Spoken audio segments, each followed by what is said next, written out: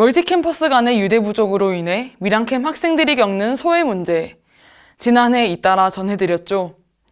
채널 PNU 보도 이후 대학 본부 차원에서도 꾸준히 관심을 기울이고 있는 사안인데 학내 다양성 현황을 조사하는 우리 대학의 다양성 보고서에서도 올해 이와 같은 문제가 가장 중점적으로 담겼습니다. 서영채 기자가 전합니다. 지난 5월 23일 우리 대학 ESG 경영센터 산하기구 다양성위원회가 발간한 부산대학교 다양성 보고서. 2022년부터 매년 다양성 지수를 산출하는 해당 보고서는 올해로 세 번째 발간을 맞았는데 2024년을 분석한 올해 보고서에서 가장 눈에 띄는 건 단연 멀티캠퍼스 관련입니다. 우리 대학 다양성위원회는 지난해 12월부터 올해 1월까지 우리 대학 밀양캠과 양산캠 학생 302명을 대상으로 다양성 인식 현황 조사를 실시하고 분석 결과를 이 보고서에 담았습니다. 조사에 참여한 이들은 우리 대학의 다양성, 형평성, 포용성이라는 세 가지 영역에서 인식 수준을 답변했는데 모든 영역에서 밀양캠 학생들의 인식이 현저히 부정적인 것으로 파악됐습니다.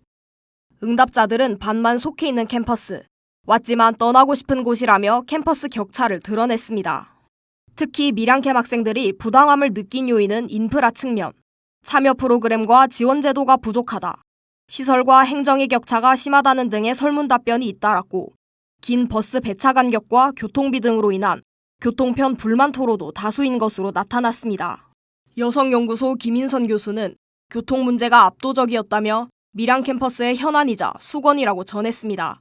보고서엔 이와 같은 문제를 해결하기 위한 연구진들의 정책적 제언도 담겼습니다.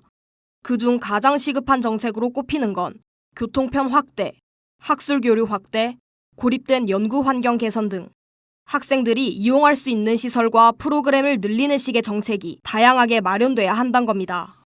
이어 밀양캠의 정체성 회복을 위한 적극적인 브랜드 전략도 제안됐습니다. 캠퍼스 자체의 전문성을 각인시키고 구성원의 소속감을 제고하기 위해 밀양캠을 부산대 바이오에코 캠퍼스와 같은 이름으로 개칭해야 한다는 겁니다. 한편 양산캠에서도 외국인 학생들의 소외 문제가 두드러지는 등의 다양성 부족 문제가 나타나고 있는 것으로 분석된 상황.